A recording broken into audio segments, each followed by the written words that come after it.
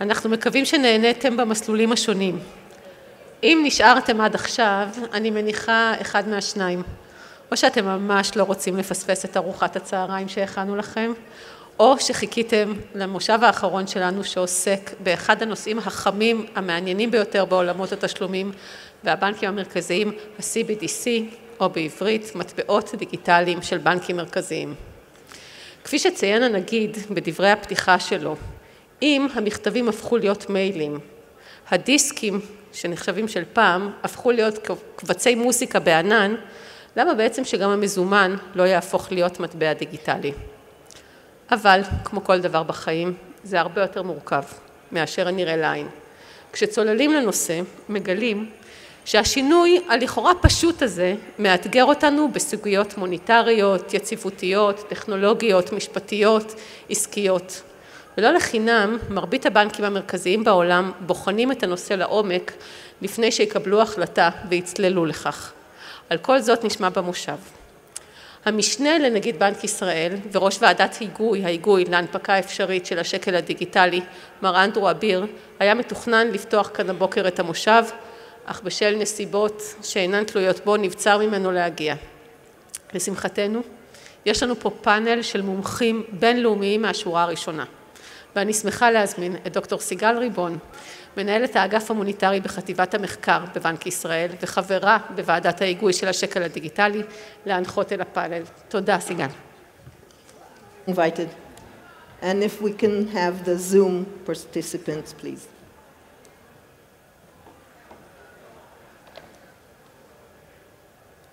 So, hello everyone. We'll wait to get. So, hello Catherine. Hello Raphael. So, I'm pleased to welcome all of you to the International Panel on Central Bank Digital Currency, Cbdc. We're honored to host today here with us and remotely four very distinguished guests. They are expert professionals who are deeply involved in Cbdc issues, contributing to the understanding and actual development of Cbdc projects around the world. So, who do we have today on the panel? First, Raphael Auer, talking, I guess, from Basel, head of the Eurocenter BIS Innovation Hub. Raphael is a main and dominant contributor to the BIS policy publications concerning cryptocurrencies, stablecoins, and Cbdc, and is also involved in various other initiatives, including the G20 CPMI Cross-Border Payment Task Force. Raphael holds a PhD from MIT, and he is the president of CBRA, the Central Bank Research Association.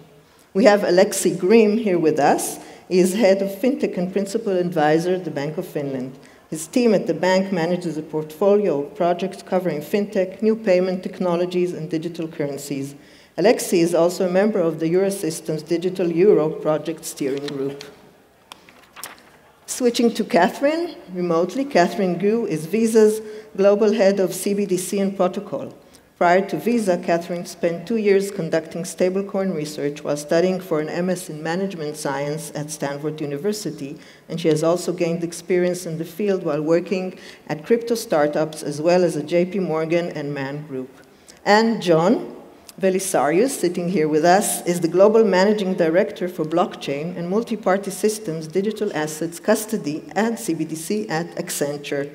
As Managing Director, John is currently leading several blockchain engagements with top-tier global organizations and central banks. Among them are the Riksbank, Swiss Digital Exchange, and Banque de France. John was also responsible for delivering Phase 2 of the Ubin project with the Monetary Authority of Singapore and Phase 3 of Jasper project with the Bank of Canada. So thank you, Raphael, Alexei, Catherine, and John for accepting our invitation to take part in this conference today.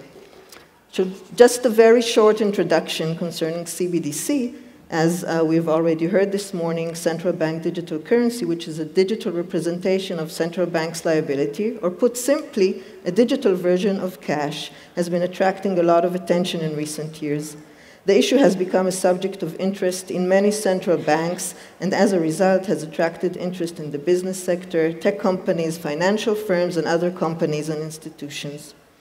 Since 2017, the BIS has been conducting annual surveys among central banks. The Bank of Israel also participates in this survey in order to obtain information about the state of exploration and examination of CBDC and the attitude of central banks towards the possibility of issuing CBDC in the future. According to the most updated survey published in May this year, 90 central banks are examining CBDC, compared to only about 60 in 2017. When asked about the stage that they are at, about 40% of banks responded that they are conducting research only. Another 40% are conducting both research and proof of concept, meaning very small-scale tests, and the rest, about 20%, are also conducting pilots, meaning larger-scale tests and experiments, usually in cooperation with the financial sector and technology firms.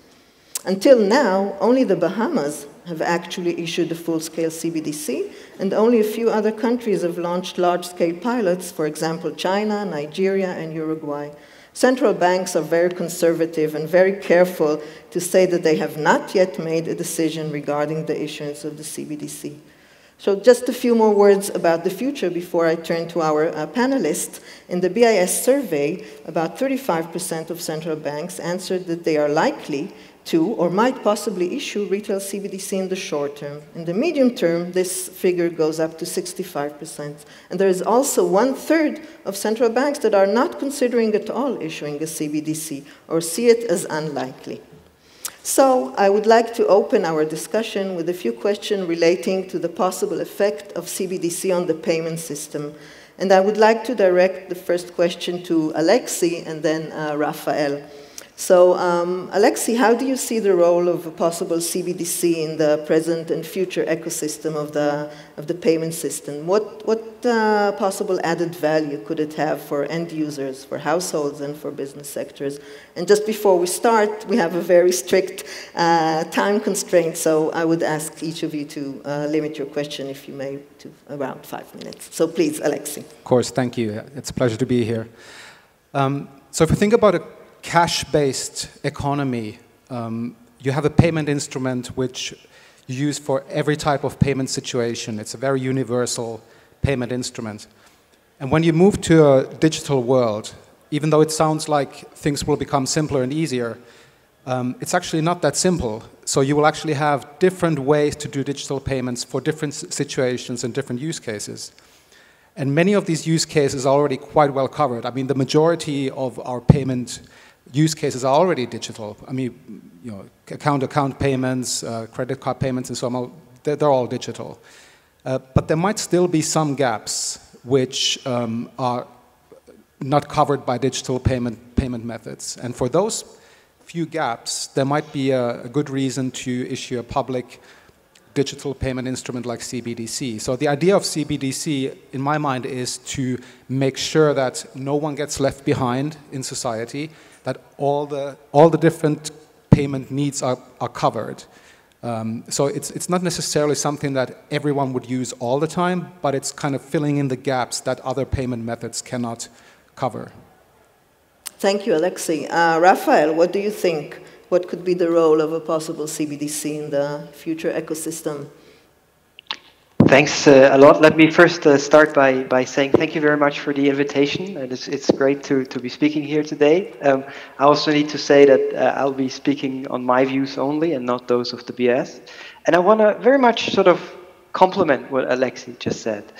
I think sort of we need to be aware that there is, when different jurisdictions speak about CBDC, they have very heterogeneous goals in mind, and what a CBDC could look like and sort of how it would complement the payment system really differs across the perspective of the National Central Bank, the payment legacy payment systems, and sort of what kind of design they employ. So let me first take a small step back and sort of talk a bit about sort of broader sort of range of designs, and then sort of zoom in again to the specific arrangements. And I think sort of here, right, so as already has been said, a CBDC is a cash-like payment instrument.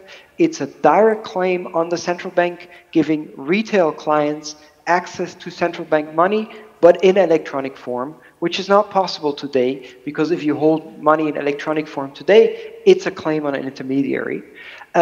But that doesn't mean, right, just because it's a direct claim on the central bank, that sort of you need to interact directly with the central bank, right? So many people have in mind a payment system that where you, because you directly operate with central bank money, you need to sort of do all your face-to-face interactions with the central bank.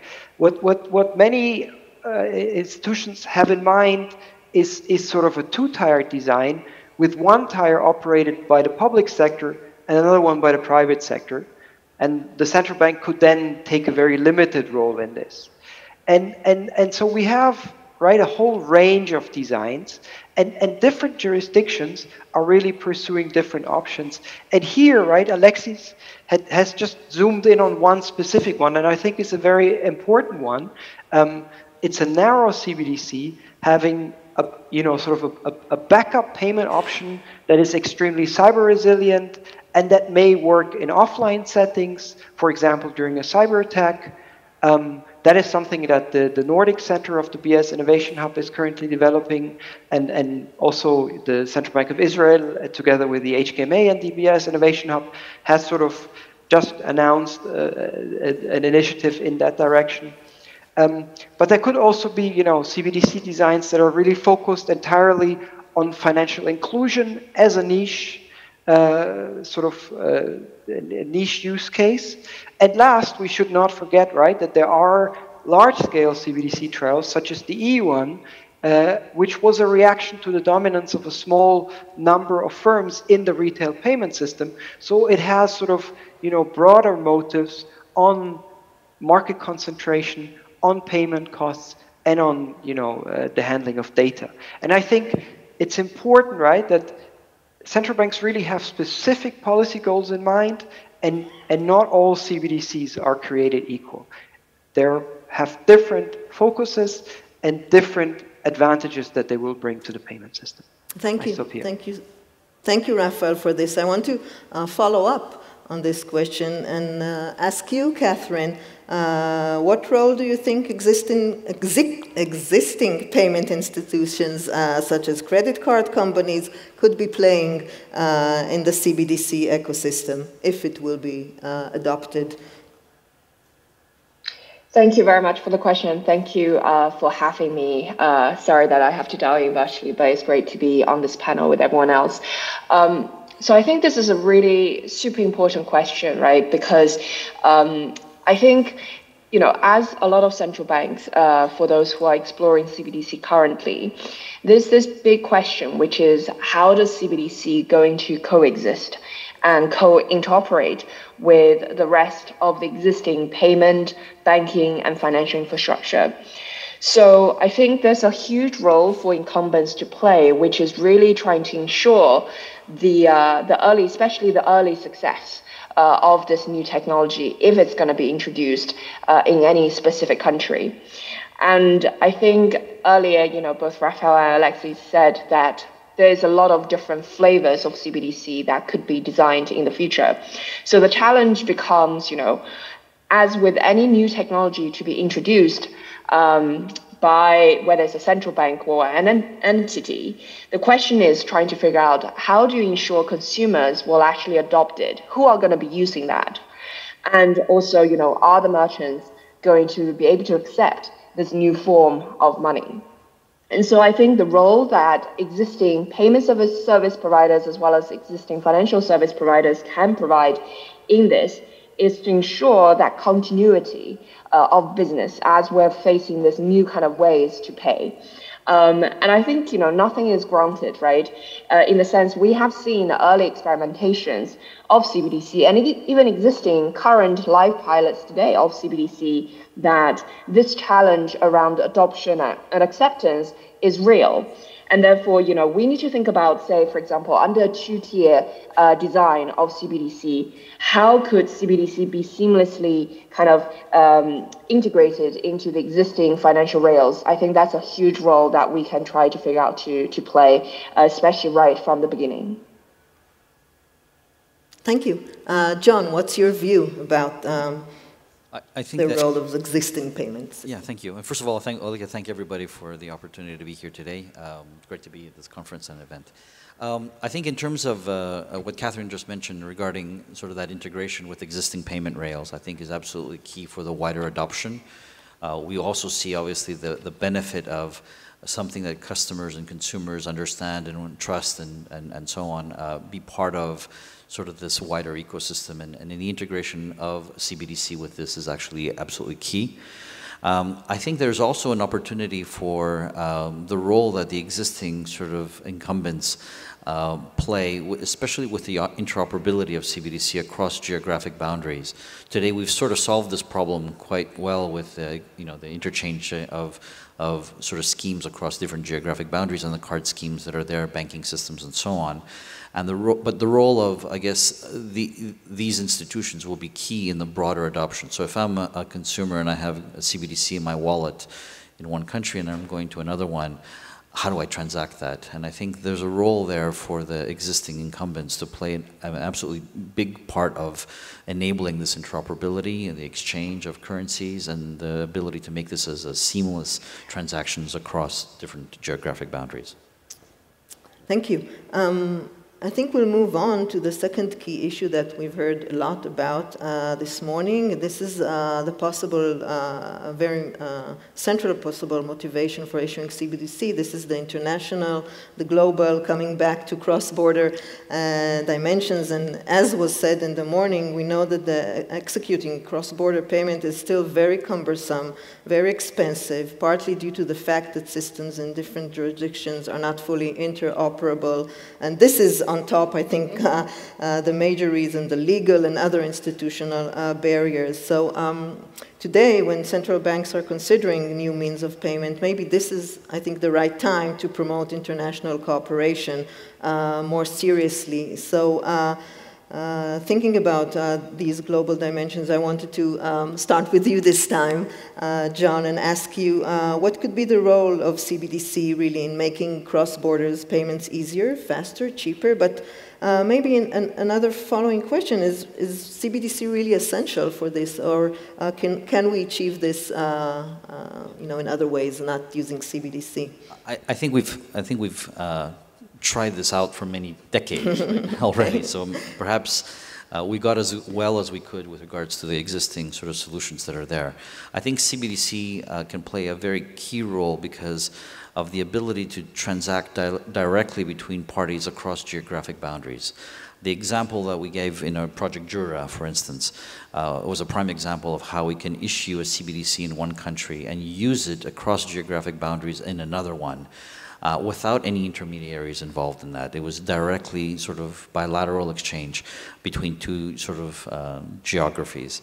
And I think this opens the door for possibilities. If you imagine that at scale, if you expand it out and you said, well, it's not just 2, but 20 or even 100 countries, what does that mean for financial transactions? What does that mean for international money movement and money flows? What does it mean for the incumbents as well? So there are obviously some challenges there. But I think where we see the biggest potential impact of this technology is in removing friction from transaction and cost. And the cross-border aspect of CBDC is one of the key areas where we see that. Obviously, there's retail and wholesale, but cross-border is the area where we see a tremendous amount of opportunity for enabling sort of more efficient systems across the world. Thank you so much, John. Catherine, what is your response to the question about cross-border payments and what CBDC, is CBDC essential for this? Yeah, absolutely. I mean, I echo many of the things that John just said, and I think there's a huge need in terms of improving the efficiency, the cost, and probably some of the security aspect to do with cross-border as well. So I think to the extent of whether it was CBDC or not, I think is really a mean to an end, right? And as long as we identify the end is trying to make the cross-border more efficient, and if the technology of that CBDC is capable of addressing that, then I think to your question about whether CBDC is necessary or not, I think that can help to answer for itself. And I think this is where we are seeing a lot of really cool and really innovative sort of technology development happening right now. I think just worth mentioning, right? Even outside of the CBDC development, there's a lot of things going on in real-time payments, especially sort of targeted towards those cross-border challenges. I think Project Nexus is a great example to show that, you know, as we get these sort of fragmentations in the payment ecosystem, to John's point, you have different networks kind of currently, you know, different type of intermediaries. So you want to figure out a way to more seamlessly to move money from one rail to another. So this is things that is happening outside of the CBDC. Of course, as we're looking into the CBDC, this is definitely one of the key conversations that central banks as well as private entities are spending a lot of time trying to focus on, you know, figuring out that cross-border interoperability issue. And I think even just looking beyond just simply the cross-border notion itself, but just think about the technology. How do we solve for the cross, say, chains, right? If it's, say, moving money from one type of blockchain ecosystem to another blockchain ecosystem to achieve that cross-border, maybe you want to have a local CBDC with respect to a stablecoin interoperability for cross-border spending. You're going to have a lot more different type of, I think, international flows that will be emerging in the future. And hence, trying to figure out, you know, that interoperability technology is key.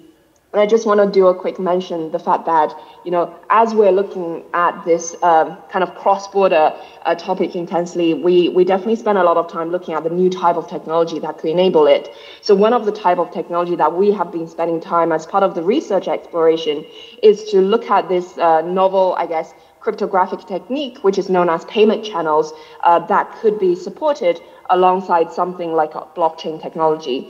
And in that, what's interesting is you can enable atomic transaction to happen, in the sense, you know, one leg of the transaction would not succeed unless the other leg of that transaction also succeed. And this is where we're thinking about the security aspect of cross-border as well, alongside all the efficiency and cost effectiveness. I think certainly going back to the point, technology innovation right now is so fascinating to drive a lot of these previously impossible things to be possible. I think this is where, you know, we spend a lot of energy looking at. Thank you. Thank you, Catherine. Raphael, what do you think? How important or even crucial is the international cooperation for the success of CBDC? What can we do better this time? Well, I certainly think that sort of cooperation is paramount. I think, you know, it's already important at the domestic level. If we look at sort of the developments in this space in the past few years only, right, the learning experience has been absolutely amazing. And I think sort of when it comes to the interoperability, the facilitating cross-border payments via CBDC, it's even more important. I think you said it well, Sigal. You know, small value cross-border payments remain inefficient. They could be much cheaper, they could be much more accessible, and they could be faster. And what we need to be aware of when you sort of when you look at these surveys that you mentioned before is that central banks are really working on a very large range of designs, and we shouldn't just take the interoperability of these for granted.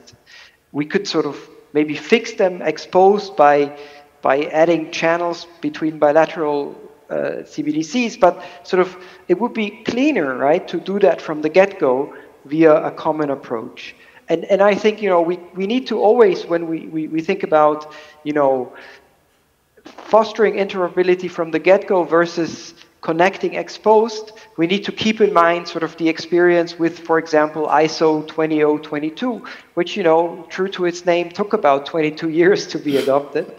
And so one could say it's actually a quintessential advantage of CBDC is that they are being developed by many jurisdictions at the same time.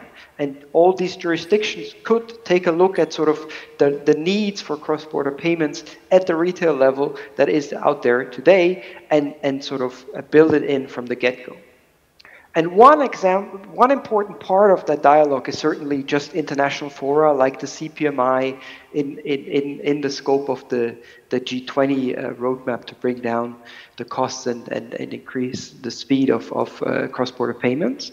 But there is also applied technological experimentation. For example, in the BIS Innovation Hub, Project Jura was already mentioned. There is also MCBDC Bridge in Dunbar. And right, when we think about these models, we again need to be cognizant that we haven't zoomed in on the answer yet. We're trying many avenues. We could, just focus in on frameworks that sort of harmonize national CBDC designs, but those remain independent projects. They're just coordinated from the get-go. We could sort of build interlinking standards together, where you have separate projects, but sort of how they are connected is a global standard. Or you could have multiple CBDCs existing on a common payments platform. That is actually what these existing payment MCBDC platforms have been focusing on. So I think, we see the international cooperation in bilateral and multilateral settings such as the BIS, and both conceptual and applied technological such as in the Innovation Hub are paramount, but we shouldn't sort of we should be open in terms of the variety of approaches, and we should still be experimenting with all of them. Thank you. And to you, Alexei, you're part of the Eurosystem examination of the CBDC. When you are planning for the digital euro, to what extent are you thinking about the possible effect that it may have on other countries, whether outside Europe and beyond, and what is... Yeah, when we think about the digital euro, it's easy to forget that, unlike most other CBDC projects, it's a CBDC for 19 countries all at the same time. So it's fundamentally a cross-border international CBDC, and it needs to. And this is a clear policy goal. It needs to work exactly the same way in all of these countries in the entire eurozone. And these are separate, different countries. I mean, we cannot just assume that laws are the same in all these countries, that payment systems work the same way in all these countries. So when we think about what was mentioned in interoperability, for example, with existing payment systems, we have to look at each country separately and make sure that the digital euro actually works in all of these countries seamlessly, so you can easily make payments across the whole region. Then you have the next layer is the rest of the EU, which are not euro countries. We have shared legislation, for example. So if there is any legislative changes that the digital euro will require, we have to design them in a way that they also work for all the other EU countries that have their own currency, like the krona in Sweden, for example. And then again, the next layer above that, beyond that, is outside the EU entirely. So how do we work in a sort of global setting? And there I would basically repeat what Raphael mentioned. It's really important to just cooperate. I think the concepts, the standards, we want them to be shared as much as possible all across the globe, so that CBDCs can share the same benefits. But yeah, so to kind of summarize, the euro in itself is a very international cross-border project, and in a way we see the digital euro as just a continuation of that, and it all aims to enable the economy sort of on a Europe-wide scale, and it needs to work sort of across that. And it's actually, to add one more aspect, is something that was mentioned a couple of times today is instant payment systems. And there we see that there is a bit of fragmentation still in Europe going on, and we're trying to address that also and take it into account in the design of digital euro, so that we wouldn't encounter the same kind of fragmentation. So we're really aiming at something that is pan-European from the outset. Thank you. Thank you all. Maybe we'll move to the next issue I wanted to talk about. This is technological design and development issues, and maybe we'll start with you, Alexei, looking at a bit at history.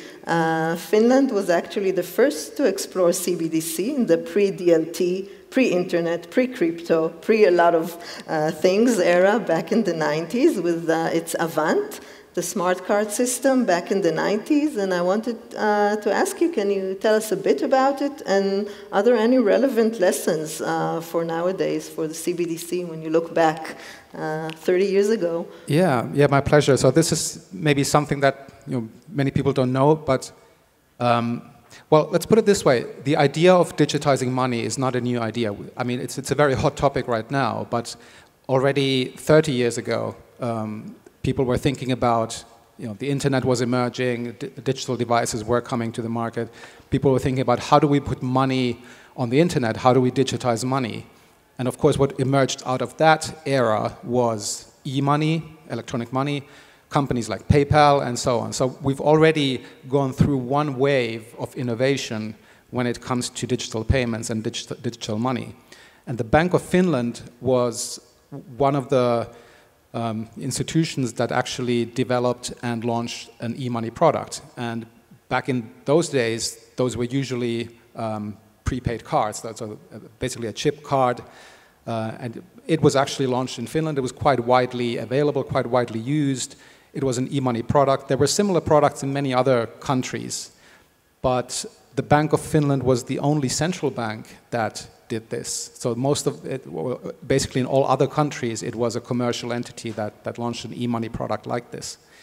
So if we think about lessons from that, I mean, that brings us to one clear lesson is that after 3 years, the Bank of Finland sold it to commercial banks. So even with CBDC, I think we need to keep ourselves asking, is this really a service that the central bank should provide, or is it something that the commercial companies should provide? And this question should be asked whenever, for each need or each requirement we set for CBDC or digital payments, we can ask, okay, is there a market failure? Do we really need a public version of this, or can we actually rely on the commercial markets to provide this service? So that's a clear lesson. And back then, the lesson was e-money, can be provided by commercial entities, and it was actually divested, and there was no longer a need for the central bank to provide that. The central bank wanted to do it because to avoid fragmentation, because it was an innovative product to get quickly to the market, and so on. So sometimes there's a good reason to develop it. But even in those cases, it's usually a sort of public-private partnership that's the best solution. But I think that's one of the key lessons that we should keep in mind also now. Thank you, Alexis. So maybe we'll follow that, looking at the role of central banks and the private sector. And I'll ask you, Raphael, what do you think is the importance of the cooperation between central banks and the business sector in developing and operating CBDCs? So let's start with operating, right? Because that already becomes evident that there needs to be a major role for the private sector in a CBDC.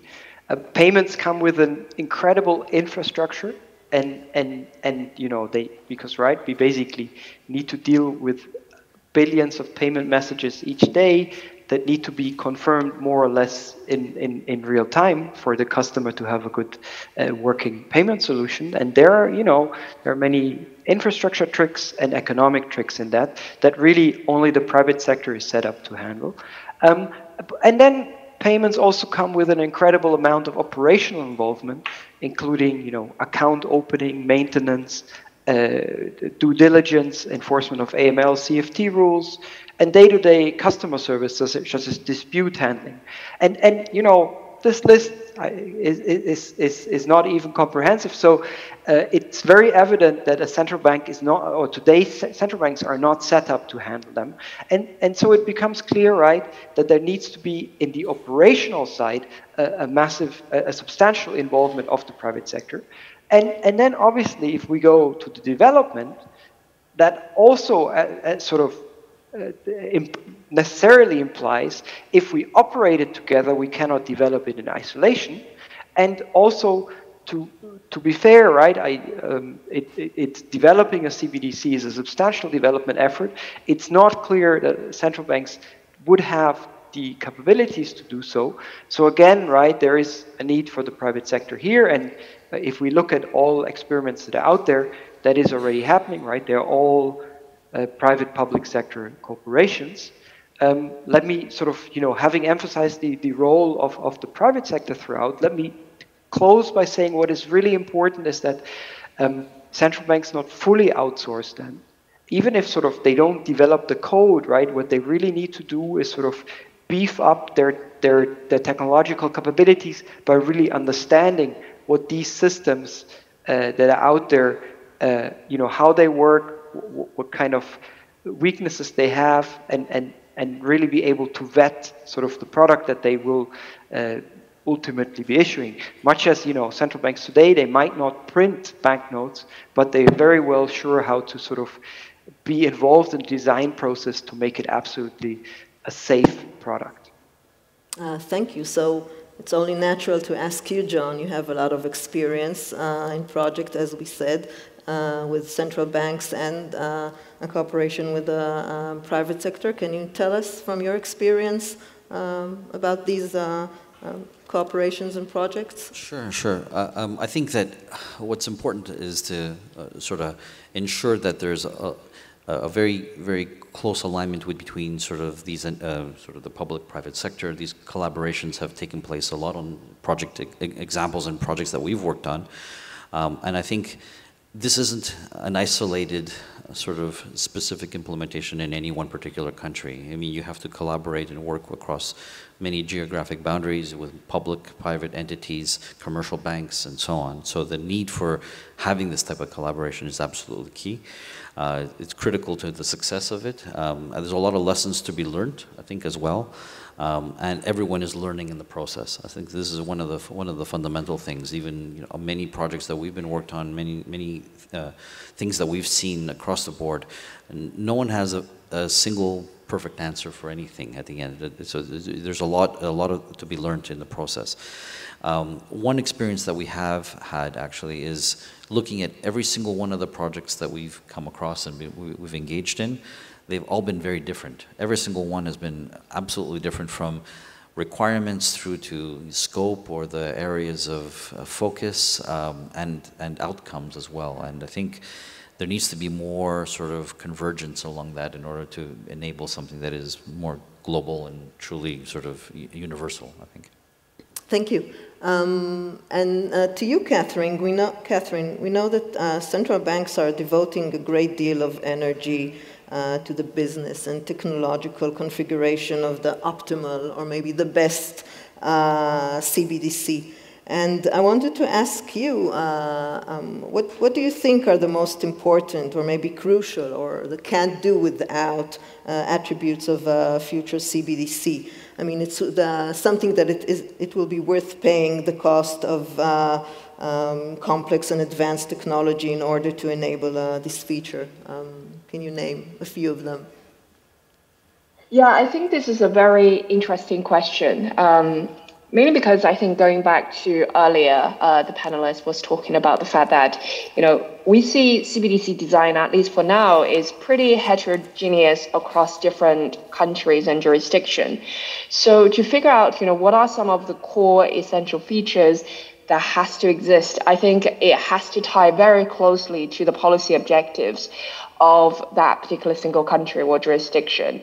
And also, I think the other way to think about it is, this time around, central banks are looking at Cbdc to release that as a type of product, right, into the world.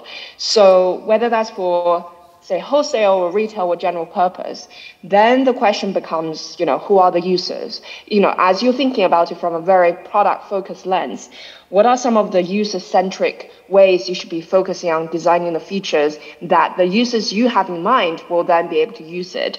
So I think it's hard to generalize, but definitely there's common themes that we have seen across different countries. I think Europe is a great example, as they were collecting all these kind of public responses back to the digital euro and trying to figure out, of all these sort of different type of criteria, what is the most important. Certainly privacy is the number one thing that was being highlighted in that report. And I think we have seen similar sort of feedbacks from both emerging countries as well as developed world.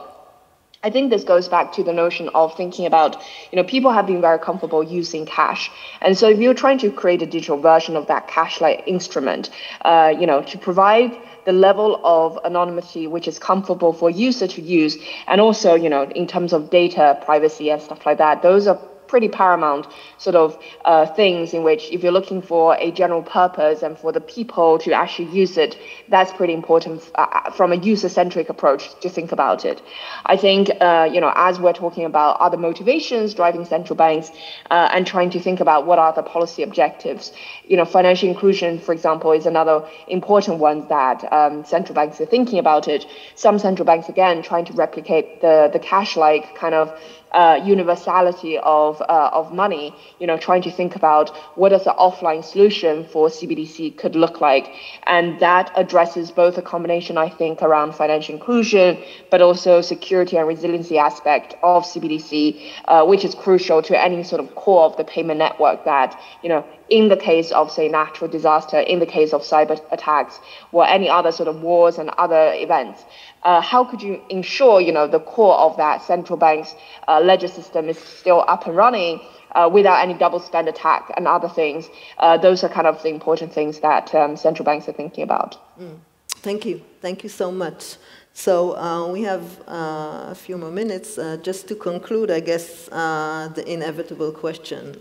Where do you see CBDC, I don't know what to ask, 3 years from now, 5 years from now, 10 years from now? So let's start from our guests from far away. Maybe Catherine, you go first, and then Raphael. Yeah, I really like this question to conclude. And I think, one key thing we know is that technology keeps evolving and, consumers are getting more choices and more optionalities. They already have real-time payment. They already have things which is facilitated for cross-border. But now what you see is this combination of the growth of, say, in stable coins, as well as this huge interest in CBDC. So I think, in terms of where it would be in the future, it very much depends on all the conversations, all the experimentation we're having today. I think this is kind of the crucial moment, right, amongst both the private and the public sector, trying to figure out what are some of the key design features for CBDC. I think we've already talked about things like interoperability. If CBDC is not interoperable, if it's not standardized, then you can imagine it could be quite difficult for people to start adopting that ultimately and to really interoperate alongside all the other sort of type of choices.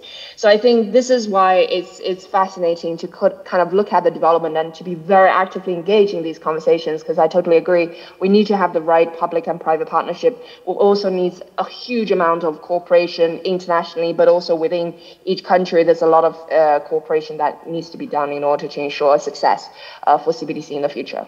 Will we have CBDC in 5 years? It's hard to predict. Globally, in a developed country. It's hard to predict. I think that question is really left for both the central banks as well as the private sector to figure out, are we ready to have the CBDC? And I think there's still a lot that needs to be done in terms of both the legal aspect as well as the technology aspect that needs to be figured out. So 5 years is actually pretty fast to pass by. So yeah. Thank you. Raphael. Yes, I very much agree, right? We shouldn't be carried away by sort of the rapid developments over the past years. Early research goes fast, but then really thinking about launch is a technological challenge. It's a market challenge. How do you fit a CBDC into the current payment landscape to guarantee adoption? And then most importantly, it's a broad societal discussion on what is desirable. And Alexei already mentioned, right, whatever we do, we also look into other solutions that could sort of fulfill these goals that we have in a similar manner. And so I also I think now is the time to sort of take your time and really think about what is the product that you would create if you were to create it, and then really have a long discussions with technologists, with the industry, and with the broader society on whether to really launch that. And that might well take 5 years or so. Probably, if you ask me, will there be one CBDC in 5 years? We already have 3, according to our most recent stock takes that are live, or that were at least live for some time. So we're probably going to see some more. But I think, right, really this sort of in 5 years' time in a major advanced economies, I would be cautious whether that's going to happen. You are cautious. Alexei, what do you say? I would say in 5 years from now, I would use the word reality check. I think right now, everyone's pretty open-minded, and that's really good. I think central banks are exploring at this point. In 5 years, I think we'll be in a situation where we're on the cusp of implementing a CBDC, or there might maybe be one or a handful of CBDCs already in pilot phase or in public use. But I think it would also be a time to do a reality check on some of our assumptions. Did we get it right? Did we design it the right way? Has the world moved on, and so on?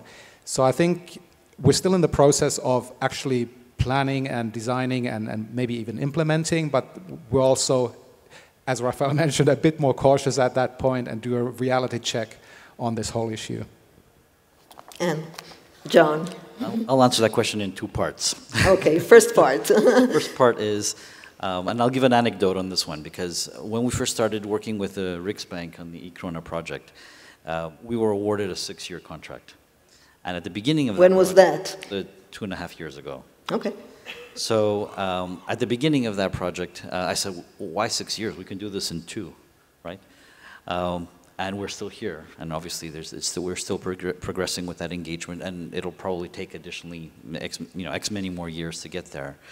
And I think it was what was obvious was that this is not about a technology. This is not a technology project. Right. This is technology is a part of that, but strategic policy objectives are key to have well defined right from the start.